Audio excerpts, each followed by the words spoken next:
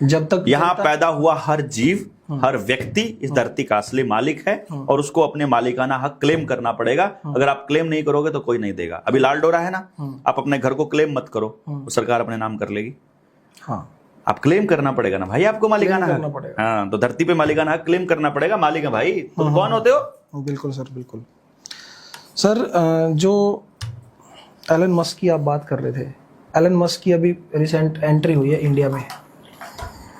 अभी भाई देखो, इसका पर्पस क्या है? हम इसका यही पर्पस मैं आपको पहले बता चुका हूँ। जब बिल गेट्स को जूते पड़ेंगे तो एक आदमी चाहिए जो उसके खिलाफ बोलने वाला हो, तो वो एलन मस्क है।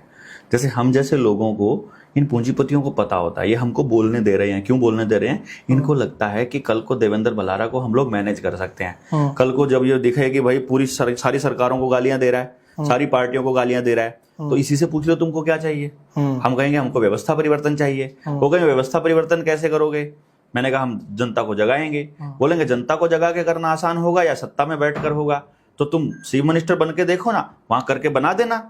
हमको मालूम है चीफ मिनिस्टर के ऑफिस में और पीएमओ के हर ऑफिस के अंदर और हर मंत्रालय के अंदर सीआईए का एजेंट बैठा हुआ है, जो भी जनता के हित की बात करेगा और उनके एजेंट उनकी उनकी उनकी खिलाफत की बात करेगा, सुबह मरा हुआ पड़ा मिलेगा। हमें मालूम है सड़क पे चलता हुआ पड़ा मिलेगा। हमको मालूम है ये गेम वहां से चलता है। हमको ये पता है कि ये सारा तंत्र उनके हिसाब से चलता है। तो मैं ये कह रहा हूं कि मुझे अगर वो लोग इस्तेमाल करना चाहेंगे अपने लिए, अगर वो इस्तेमाल करना चाहेंगे ये कि ये अपोजिशन बन गया है अभी और जनता इसको सोचने लग गई है, तो इसको ही सत्ता हस्तांतरित कर दो, जैसे उन्होंने नेहरू को कर दी थी।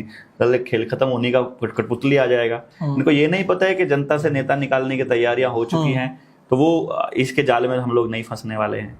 है कि ये सारा तंत्र उनके हिसाब से चलता है। तो मैं ये कह रहा हूं कि मुझे अगर वो लोग इस्तेमाल करना चाहेंगे अपने लिए, अगर वो इस्तेमाल करना चाहेंगे ये कि ये अपोजिशन बन गया है अभी और जनता इसको सोचने लग गई है, तो इसको ही सत्ता हस्तांतरित कर दो, जैसे उन्होंने नेहरू को कर दी थी।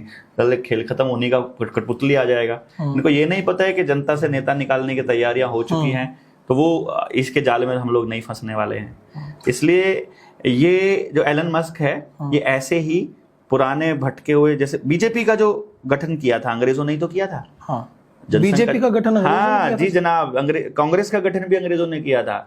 कांग्रेस के बारे में तो भाई आपको हर क्लास में पढ़ाया जाता है ना कि कांग्रेस की स्थापना किसने की थी। कांग्रेस का तो नाम सबको पता है। बीजेपी को भी तो उसी टाइम पे तो सरकार, जब एक बात बताओ आप, सरकार ही अंग्रेजों की थी, उनकी मर्जी के बिना कोई संगठन तैयार हो सकता था? अंग्रेजों की ही सहमति से जनसंघ बना था कि भविष्य में जब लोग कांग्रेस से दुखी हो जाएंगे और परेशान हो जाएंगे, तो आपको एक ऐसा पंचिंग बैग चाहिएगा या एक ऐसा आदमी चाहिएगा जो उन्हीं का हो, उसको बना दो। तो कांग्रेस के खिलाफ जो जहर उगला लोगों ने, कहाँ जाए फिर अब? तो ये आ गया, बीजेपी आ गई। अब पता चल रहा है वो चोर थे तो ये तो मतलब लुटेरे डाकू निकले, हरामखोर निकले। फिर इससे भी दुखी हो जाए तो कहाँ जाए? तो फिर आम आदमी पार्टी के नाम पर अरविंद केजरीवाल खड़ा कर दिया। अब गेम देखो कितना खेला है। जहां कांग्रेस पूर्ण बहुमत में है, वहां पर बीच में सीधा बीजेपी नहीं आ सकती है, तो डायरेक्ट आम आदमी पार्टी आ गई। दिल्ली का सीन देखो, आम आदमी पार्टी, फिर आम आदमी पार्टी गायब और बीजेपी। अभी पंजाब में होने वाला यही, अकाली से और कांग्रेस से छुटके अब आम आदमी पार्टी। अब अगली बार आम आदमी पार्टी हो सकता है आए, हो सकता है ना आए, लेकिन बीजेपी की एंट्री वहां पर हो जाएगी, क्योंकि अब पंजाब में दंगे होंगे जैसे दिल्ली में होकर के आया है। पूरा गेम स्क्रिप्ट के हिसाब से चलता है। लोगों को लगता है कि बीजेपी आ रही है, जबकि पहला ही सारा ईवीएम से सारा सेट हो चुका होता है। उसी का हिस्सा एलन मस्क है और उसी को इस्तेमाल करके ये लोग हमको छोड़े हुए हैं अभी तक। हमें मतलब जिस तरह से मैं सरकार का विरोध कर रहा हूं, उस हिसाब से इनको अभी तक टपका देना चाहिए था। मेरा काम इनको कर देना चाहिए था। लेकिन इनको ये लग रहा है कि शायद इसको आने वाले समय में हम मैनेज कर लेंगे। उसको ये नहीं पता है कि मैनेज करने वाला समय आने से पहले अपने जैसे हजारों तैयार करके जाऊंगा मैं, उससे पहले हम कर ही देंगे तैयार। और हरियाणा में क्या होगा सर? हरियाणा के बारे में कोई प्रेडिक्शंस है? कब? अभी नेक्स्ट इलेक्शंस में।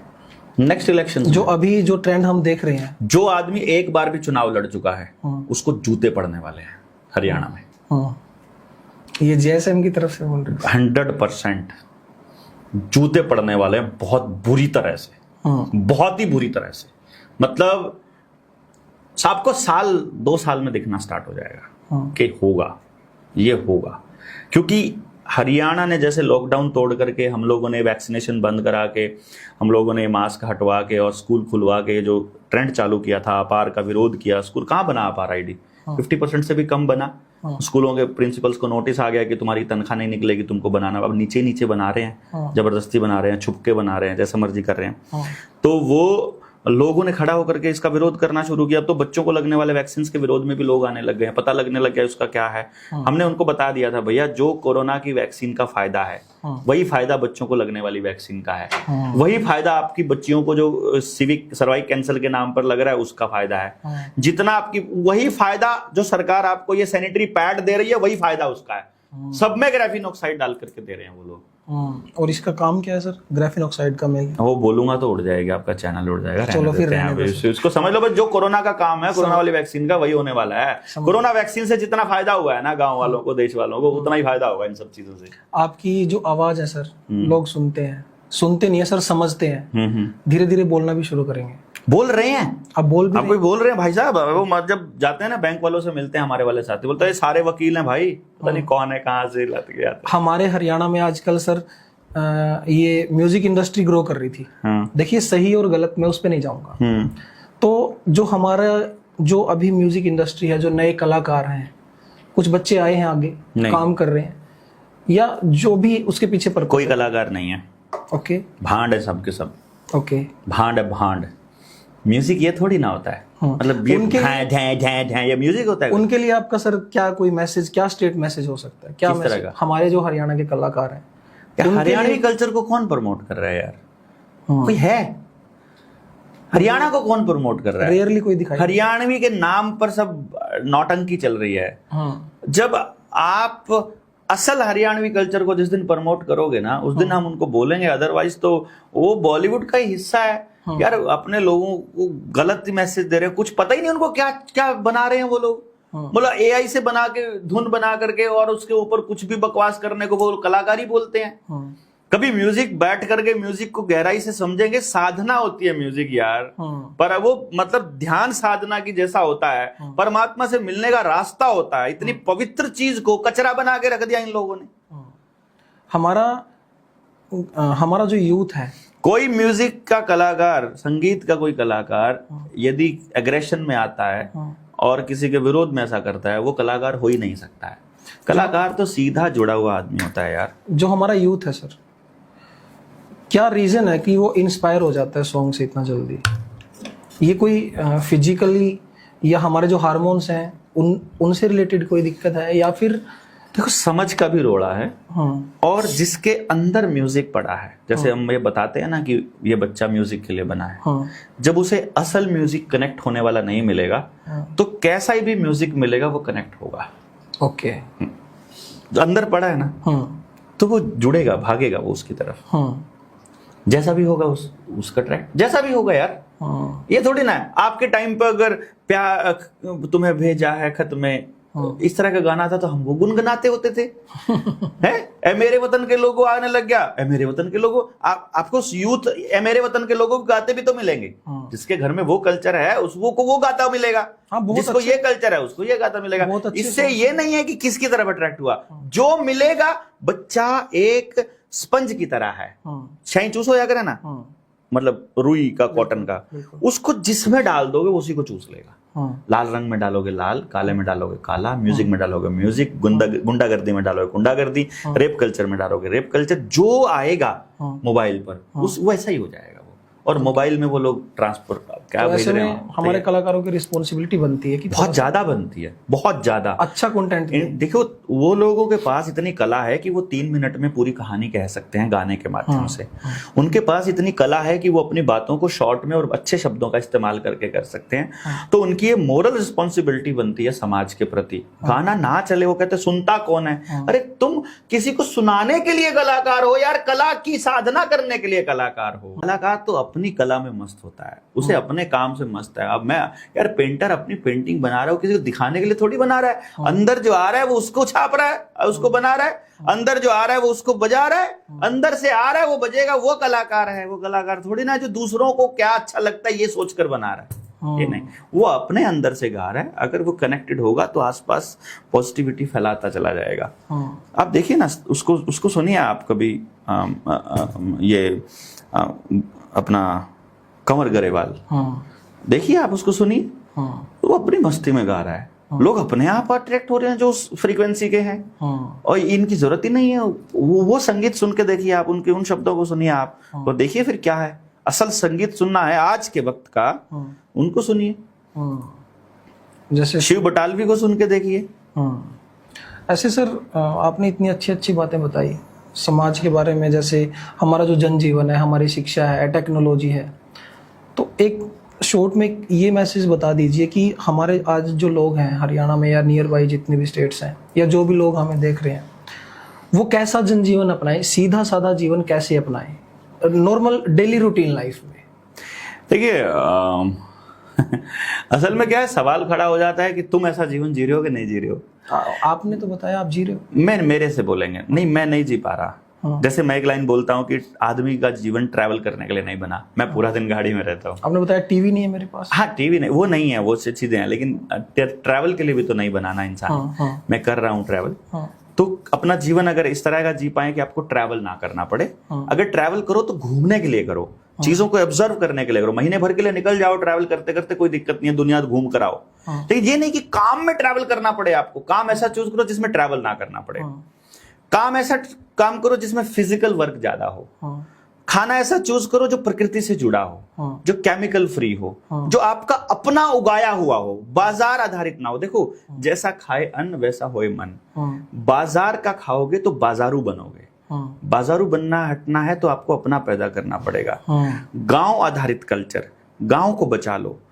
जल जंगल जमीन जानवर जन, रोटी बेटी माटी, इसका अधिकार और सम्मान प्राप्त करने की दिशा में काम करो। जंगल आधारित अर्थव्यवस्था बनाने की कोशिश करो। बिल्कुल। पैसे की कहीं पर भी इस्तेमाल करने की जरूरत ना पड़े, ऐसा जुगाड़ करने की कोशिश करो कि पैसे के बिना कैसे चलना है। वैसे लेन देन में काम चल जाए, लेन देन में काम चल जाए। नहीं तो आप अपना बनाना शुरू करो। आपको लकड़ी का काम करना है, मतलब मेरा तो ऐसा मन करता है खुद ही लकड़ी का काम सीखूं, खुद ही ये सारे काम करूं और अपने घर को खुद अपने हाथ से सजाऊं, अपने हाथ से अपने दरवाजे बनाऊं, अपने हाथ से अपना बेड तो खैर नहीं चाहिए होता है, नीचे सोना बेस्ट है, अदरवाइज खाट इज द बेस्ट पोर्शन। मतलब घरों से डबल बेड उठा के फेंक दो अगर हो सके तो। डाइनिंग टेबल और डबल बेड उठा के फेंक दो। जिस घर में डबल बेड है उस घर से बीमारी और नेगेटिविटी कभी नहीं जाएगी। ये डबल बेड वाला भी फंडा एक बार क्लियर कर दो सर। ये बहुत चल रहा है आजकल, सब कुछ डबल बेड पे चलता है, खाना पीना सोना। डबल बेड घर में है ना, देखो असल में ऊर्जा को स्टोर करता है और नेगेटिव ऊर्जा को स्टोर करता है डबल बेड बेसिकली। एक बार जिस डायरेक्शन में फिक्स हो गया उसी डायरेक्शन में फिक्स हो जाएगा। और बेड जिस घर में है आमतौर पे वहां का उस घर का जो व्यक्ति है ना, आमतौर पे सारे काम बेड पर ही करता है। टीवी देखने का काम, पढ़ने का काम, लिखने का काम और खाना खाने का काम तक भी उसी के ऊपर करता है और लेटा रहता है। दिन में लेटना वर्जित है आयुर्वेद के अंदर, दिन में लेटना और सोना। ज्यादा से ज्यादा आधे घंटे की झपकी या 1 घंटे की तक चलेगा, ज्यादा इससे ज्यादा नहीं। खाना खाने के बाद का थोड़ा बहुत है, अदरवाइज कहीं पर भी वो नहीं है। फिर बेड का जो गद्दा है, अगर अच्छी क्वालिटी का लोगे तो बहुत महंगा मिलेगा और सस्ता अगर लोगे तो वो आपकी कमर को खराब करेगा, वो आपकी बॉडी पोस्चर को खराब करेगा। बॉडी पोस्चर के हिसाब से अगर जो जूट की बनी हुई अपनी वो हो, खाट हो, तो उससे बेटर कोई एक्यूपंक्चर का भी, एक्यूप्रेशर का भी काम करती है और आपकी हेल्थ को भी ठीक रखती है और आपकी बॉडी के पोस्चर को भी सेट रखती है। जैसे खाना खाता है आपने ना, तो पूरा सर्कुलेशन, जैसे अभी खाट ऐसे होती है नॉर्मली, तो जब आप टांगे भी थोड़ी ऊपर है हल्की सी और सिर भी थोड़ा हल्का सा ऊपर है, तो खाना खा के जब आप लेटे हो तो जो बॉडी का जो ब्लड का सर्कुलेशन है वो पेट तक आ गया, तो पेट में ऊर्जा की जो आग की जलन के लिए ऑक्सीजन ज्यादा चाहिए तो अपने आप मिल जाएगा, यानी वो चीज अपने आप मिल जाती है। बेड जो है वो आमतौर पे अंदर ही होगा, खाट को आप जहां मर्जी बिछा सकते हैं। बिल्कुल सही बात है। तो कोशिश कीजिए कि आप बाहर सोएं। अगर बाहर सोने में दिक्कत है कि शोर आ रहा है तो पूरे समाज को जगाना पड़ेगा कि 8 बजे के बाद व्हीकल्स बंद कर दो। अगर लाइट्स परेशान कर रही हैं तो लाइट्स बंद करने का, यानी कि वो हमारे पुरखों वाली बात समझनी पड़ेगी कि वो क्यों लाइट नहीं चाहते थे। अगर आप घर के अंदर एक बार एक्सपेरिमेंट करके देखना, मेरे कहने से मैं जो कह रहा हूं उस पर आप करके देखना और फिर मुझे देना 1 हफ्ते बाद रिव्यू। जितनी व्हाइट लाइट है घर में सबको बंद कर दो, ठीक है, और येलो बल्ब ले आओ, 30-40 वाट से ऊपर का मत लाना, और उसके बाद 0 वाट का बल्ब। आपको शुरू में लगेगा पढ़ने में दिक्कत हो रही है, क्योंकि आपको पढ़ाया गया है कि लाइट बहुत होनी चाहिए जब आपको पढ़ना है। दिए में भी पढ़े हैं हमारे, दिए में पढ़े हैं, इसलिए आंखें ठीक है हमारी। अगर आप लाइटों में पढ़े होते तो चश्मे लगे हैं, लाइटों में पढ़ने वालों को सबको चश्मे लगे हैं। बच्चों को लग रहे हैं, स्टडी टेबल पे जिसकी लाइट लगी हुई है उसके सबको चश्मे लगे हैं। तो आप क्या करो, येलो लाइट ले आओ घर में, और उसके बाद कोशिश करो 0 वाट से ऊपर का बल्ब ना जलाओ। कोशिश ये करनी है। बहुत ही कुछ देखना है, जैसे कुछ सामान लेना है, बटन दबाया, सामान लिया, बंद कर दिया। जरूरत जब तक नहीं है तब तक आप बिजली मत जलाओ। और फिर 1 हफ्ते बाद अपने घर के माहौल और उस पीस को फील करो अपने घर को, फिर देखो आप क्या कितना फर्क है। और आपके घर में अगर बेड निकाल करके देखो, एक बार चेक कर लो 1 हफ्ता निकाल के क्या फर्क पड़ता है। 1 हफ्ता बेड साइड में रख दो और चेक करो कि, क्योंकि बेड का इस्तेमाल ज्यादातर लोग स्टोर की तरह करते हैं कि उसके अंदर सामान भरा पड़ा है, ये कहाँ रखेंगे हम लोग। मतलब वो मल्टीपर्पज होने की वजह से हमारे दिमाग को मैनिपुलेट कर रखा है उन लोगों ने ना। खाट, अगर आप सामान को उठाओगे, यानी उस बेड को स्टोर में ही डाल दो ना, था करके, इस पे सोएंगे नहीं, हम सोएंगे खाट के ऊपर। भाई अगर आपको स्टोरेज के लिए यूज करना है ना, तो स्टोर रूम में डाल दो, उसके अंदर भी सामान पड़ा रहे, ऊपर भी पड़ा रहे, स्टोर में पड़ा रहे, और अपने घर के लिए यूज करो। सुबह उठे, खाट को साइड में कर दो, कोने में लगा दो, और फिर देखो पूरे घर में उस ऊर्जा का लेवल देखो। नंगे पैर रहने की कोशिश करो, फर्श कम से कम हो हमारे घर में। मैं जब अगर कभी अपने रुकने के लिए, रहने के लिए किसी से उधार लेकर जगह बनाऊंगा, मतलब कहीं पर भी, तो मेरा घर जो होगा वो बिना बिजली के ही होगा और मिट्टी से ही होगा, यानी नीचे उस पर फर्श नहीं होगा। सिंपल, मतलब मैं अपनी बता रहा हूँ, मैं ऐसा चाहता हूँ। मैं नहीं कहता सबके सब ऐसे हो जाओ, लेकिन कुदरत से जितना कनेक्टेड रहोगे, सच के साथ जितना जुड़े रहोगे, परमात्मा का जितना ध्यान करोगे, दूसरों के लिए अच्छा जितना सोचोगे, अंदर पॉजिटिविटी जितनी होगी, उतना समाज के लिए हितकारी रहेगा। और यदि समाज हितकारी रहेगा तो आपके बच्चे के लिए भी हितकारी रहेगा, तो आपका बीज बचा रहेगा। यानी बीज बचाने की दिशा में काम करो। केमिकल्स को घर से निकालना मुख्य उद्देश्य है। आने वाले टाइम में हम आपको केमिकल फ्री गांव को हम बनाना सिखाएंगे, शैम्पू केमिकल फ्री सारी चीजें बनाना सिखाएंगे। केमिकल फ्री गांव का आधारित स्ट्रक्चर भी खड़ा करेंगे। जब गांव के लोग आएंगे कि हम आपके साथ जुड़ करके इस पे करना चाहते हैं, तो हर गांव को जीवन बिना केमिकल के कैसे जीना है और जंगल आधारित बिना रुपए के कैसे जीना है, इस पे हम काम करेंगे। और गांव के प्रत्येक व्यक्ति को हम लोग स्ट्रॉन्ग करने की दिशा में काम करेंगे। इसी व्यवस्था परिवर्तन के साथ हम लोग निकले हुए हैं। हमारी गुजारिश है कि ज्यादा से ज्यादा लोग इस जनता सरकार मोर्चा की इस मुहिम से जुड़ें। 95 18 17 0000 पर व्हाट्सएप या मैसेज करें, वहां जो फॉर्म आता है उसको भरें। और 3 दिन की ट्रेनिंग मस्ट है हमसे जुड़ने के लिए। उससे पहले हमें पता ही नहीं चलेगा कौन कैसा है कैसा नहीं है। और अपने गांव में अगर ट्रेनिंग करवाना चाहते हैं तो इसी नंबर पर मैसेज भेज दें, या हमारे जिले के किसी भी साथी से संपर्क करके हमारी ट्रेनिंग या अपनी मीटिंग को ऑर्गेनाइज करके अपने गांव को जगाने की दिशा में हमारा साथ दें। जगाना हमारा पर्पस है। बातचीत के बिना तो नहीं कुछ संभव होगा, चर्चा के बिना तो कोई बदलाव संभव नहीं होगा। पहले लोग मान लें कि जो चल रहा है वो गलत है, फिर ये मान लें कि इसको ठीक करना पड़ेगा, फिर ये मान लें कि इसको ठीक कैसे करना है जान लें, और फिर ये देखें कि इसको कौन करेगा, और फिर ये देखेंगे कि अब नहीं तो कब, और मैं नहीं तो कौन। बिल्कुल सर, मैं भी हमारे दर्शकों को बताना चाहूँगा कि डॉक्टर साहब को बहुत अलग अलग मुद्दों में, अलग अलग फील्ड में एक्सपीरियंसेस भी हैं। इन्होंने स्ट्रगल भी किया है और काफ़ी चीज़ें फेस की हैं, काफ़ी कुछ सीखा है। और आज जब हर कोई अपनी लाइफ में इतना बिजी है, भाग दौड़ में, टेक्नोलॉजी में, थोड़ा सा टाइम मिलता है तो इंस्टा पे रील स्क्रॉल करते रहते हैं, स्नैपचैट्स बच्चे यूज़ कर रहे हैं, माँ बाप को पता ही नहीं है। तो ऐसे में आज भी हमारे बीच में कुछ लोग ऐसे बचे हैं जो हमारे लिए जी रहे हैं, हमारे बारे में सोच रहे हैं, हमारे लिए कुछ करना चाहते हैं। 11 बजे से लेके 8:45 हो गए अभी जी। तो आप सभी से मेरी रिक्वेस्ट है कि इनके विचारों को समझें और अपने जीवन में उतारें दोस्तों। इसके साथ साथ जनता सरकार मोर्चा जो है, इनका बहुत अच्छा मंच है, आप उससे जुड़ें। आप आपके बच्चों का भविष्य अच्छा बना पाएंगे, आपका समाज अच्छा आपके आसपास डेवलप कर पाएंगे।